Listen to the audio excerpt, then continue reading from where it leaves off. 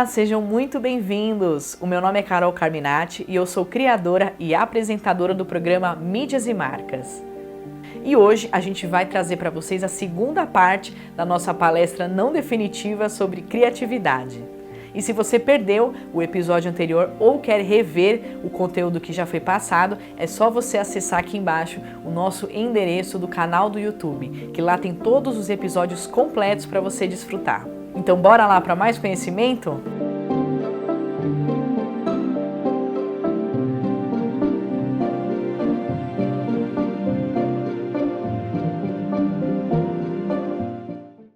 Então, a gente chega numa conclusão, de certa forma, de que não é dom, é hábito. A gente precisa ter o hábito de criar e encontrar qual a melhor maneira que a gente consegue criar, que a gente se sente mais confortável, que a gente se sente mais produtiva, né? O escritor Ernest Hemingway, ele contou uma vez uma carta para um amigo dele que ele fazia uma página bem escrita para cada 91 páginas de lixo. Então, é comum a esses grandes criadores e pensadores de ter uma alta escala de produção, de criação, que a coisa vem. Eu vou deixar vir, eu vou fazer, e depois eu vou filtrar e eu vou aprimorando o que eu já tenho, né?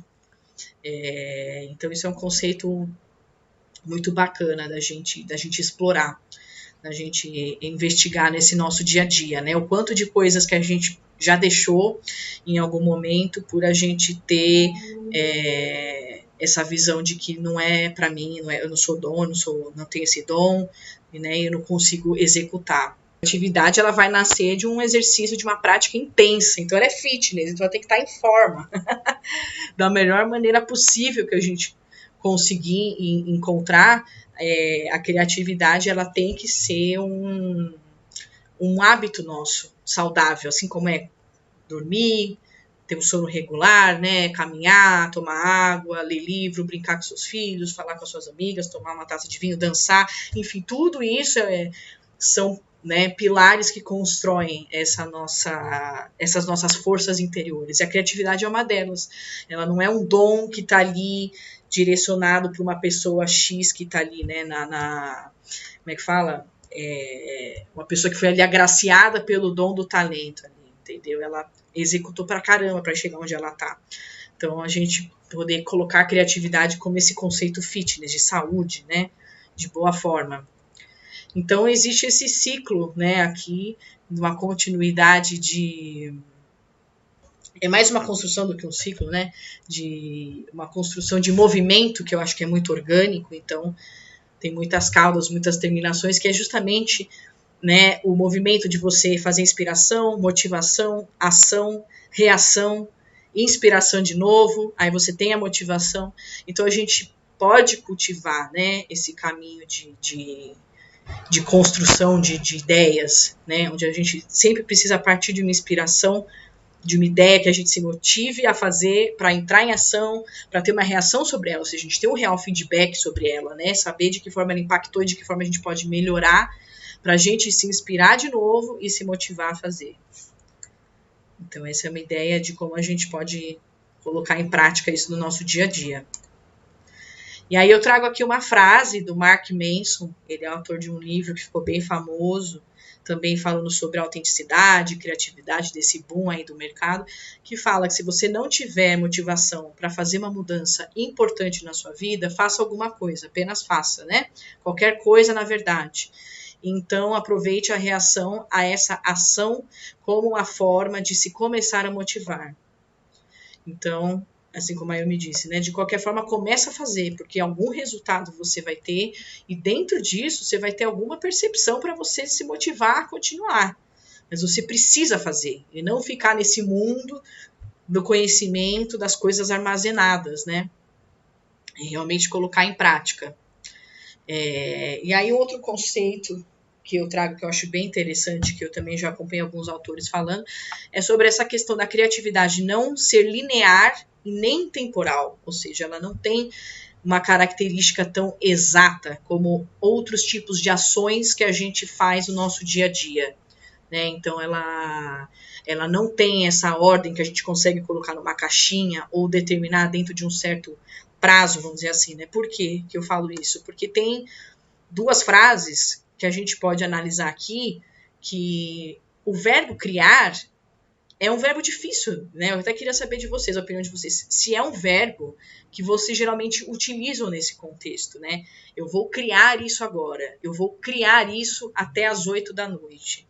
Né? A gente pode fazer coisas, e é um verbo que a gente até emprega muito mais, porque a criação, na própria essência do verbo ali da palavra, ela já implica que é uma coisa que a gente não tem uma ligação tão instantânea, tão temporal, né? Eu vou criar isso agora, eu vou criar, eu vou fazer, eu criei isso. Então, a etimologia da palavra, ela diz, né, remete a uma ideia de que está além disso, né, de uma execução ali instantânea, eu vou criar isso agora, eu vou criar isso até às 8, porque a criação, ela tem, quando você começa um estado de criação, você está manifestando, então você não tem uma forma de medi-la, né, de rastreá-la para ela acontecer até tal hora. Ela vai vir. Ela vai chegar, e ela vai chegar de várias formas, de diversas quantidades e processos, dependendo da sua vivência, mas ela não é uma coisa definitiva, como outras ações humanas que a gente tem, né, outras execuções da nossa vida. E aí tem uma frase que eu adoro, que é uma artista plástica, que fala muito sobre processo criativo. O nome dela é Josie Lewis. E ela fala justamente dessa questão, né, de simples processos da vida, outras ações que a gente tem na vida que são temporais, podem e devem ser automatizadas, para a gente poder poupar essa energia interna que a gente tem do poder de decisão para a nossa criatividade. Então, é o que vestir, o que comer, o que comprar no mercado. Eu até ia complementar aqui onde está aquele negócio na minha casa, na organização. Eu lembrei muito da Luciana aqui do nosso grupo, que justamente ela sabe o quanto que essa questão de você ter um ambiente desorganizado te toma muita energia, de você não achar onde estão as coisas, de você não conseguir fazer porque você não sabe onde está, porque está bagunçado, enfim, e a gente se preocupa muito com essas tarefas operacionais do nosso dia a dia que sugam a nossa energia. Literalmente, vocês com certeza hoje, estando mais em casa, também percebem muito disso, quanto que a gente ainda estamos presos a tarefas que podem ser automatizadas de uma certa forma, mas que a gente ainda precisa ficar escolhendo coisas que no dia a dia talvez a gente pudesse ser mais prático e poupar essa energia, poupar esse poder de decisão para a nossa criatividade, para alimentar essa criatividade, essa inspiração que pode vir por meio de nós, né, da nossa inspiração. E aí eu trouxe alguns exemplos clássicos, né, dessa praticidade, né, de pessoas conhecidas, né, para vocês verem. Então, como eu falei, encontrar o equilíbrio entre o operacional e o estratégico, né? A criatividade, ela conversa com a estratégia. Quando você consegue ter uma visão descolada daquela necessidade ali, nossa, eu preciso ir no mercado, ai, que trânsito, ai, eu preciso resolver, eu preciso pagar uma conta no banco, eu preciso achar não sei o que lá, eu preciso separar essas tarefas operacionais que tiram a nossa atenção do dia a dia, para justamente ter uma visão mais afastada do processo, ter uma visão macro, ter uma visão de estratégia, uma visão de criatividade, nosso cérebro, nossa atividade cerebral estar disponível para a gente poder criar, né? E eu sei que é isso, quando a gente está falando de pressão do dia a dia, de tarefas operacionais, mas essa cobrança das mídias sociais, da internet, é aí que a gente, né, dá uma bugada legal, que a gente fala, eu não vou conseguir fazer nada, porque, né, eu não consigo ter esse foco. Quando eu vou parar para pensar, eu tô cansada, a gente está cansado, né? Então, como é que a gente consegue equilibrar? Então, aqui eu trouxe os exemplos clássicos, né? Ai, meu Deus, fugiu não. Steve Jobs, né? Então, ele sempre foi reconhecido pelo visual super minimalista dele, da calça jeans e da blusa de gola rolê preta. Então, ele foi assim até o final da vida dele.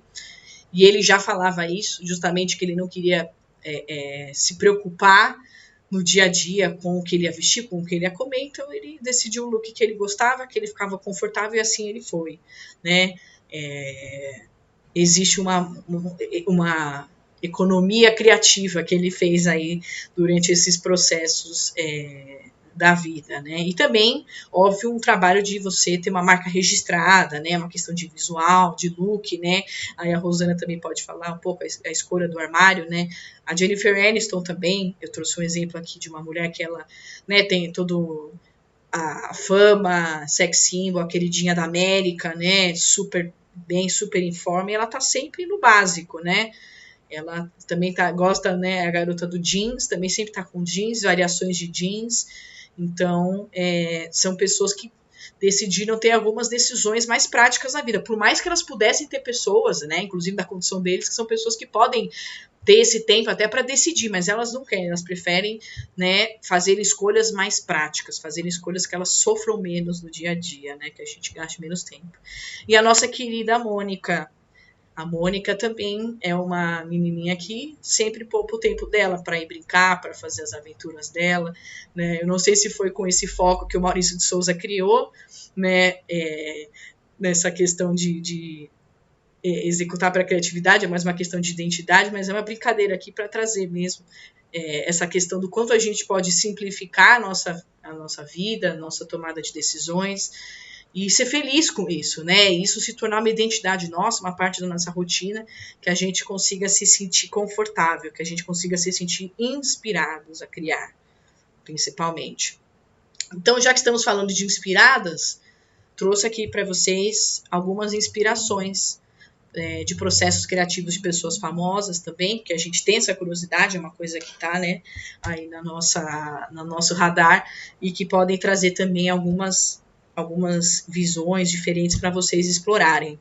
É o Domenico De Masi, que ele é um sociólogo italiano, que ele desenvolveu o conceito de ócio criativo, que é justamente essa tríade entre lazer e descanso no meio do trabalho, no meio da execução, né? E tem um livro, que é o Ócio Criativo, que é um livro de 400 e poucas páginas, que eu já vi alguns trechos, vou confessar. Meu pai já leu todo, então eu aprendi muito com ele sobre esse conceito, sobre esse livro também.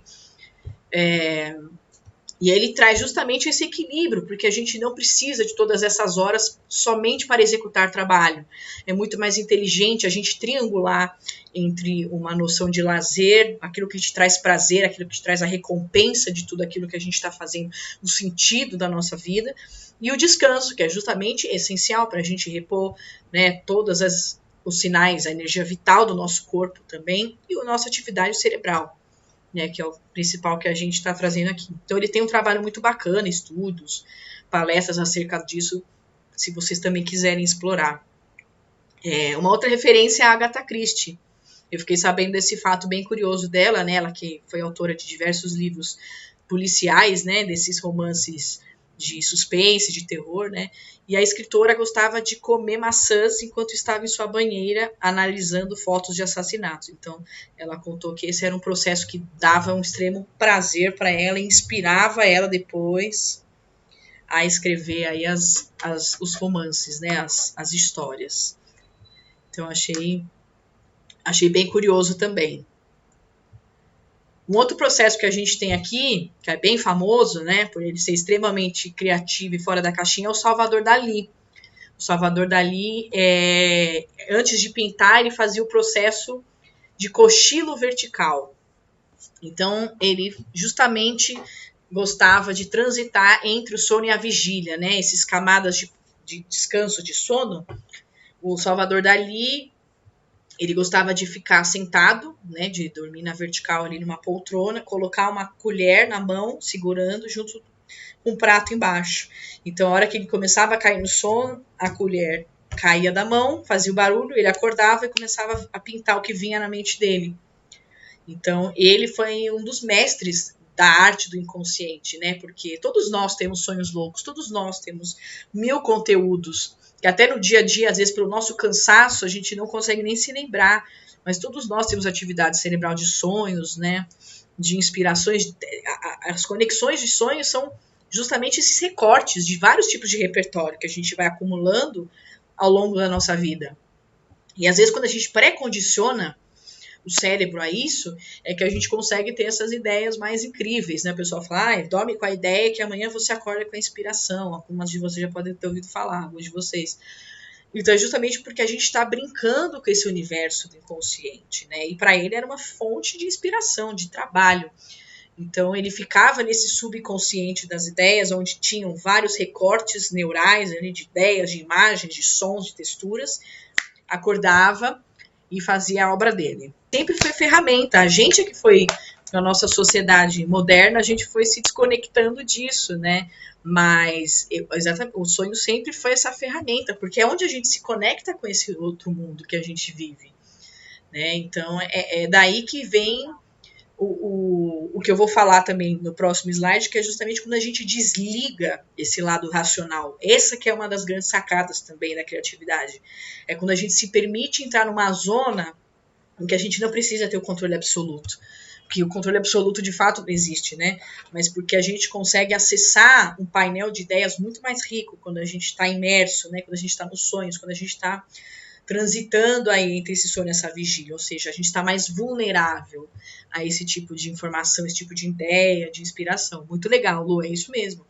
É uma ferramenta que foi muito utilizada e que ainda hoje tem algumas, né, pessoas que já voltaram com esse tipo de trabalho, de falar sobre você ter controle de sono, hipnose e outros processos, mas que é muito rico, exatamente, é muito valioso a gente aprender com esses processos mentais, né?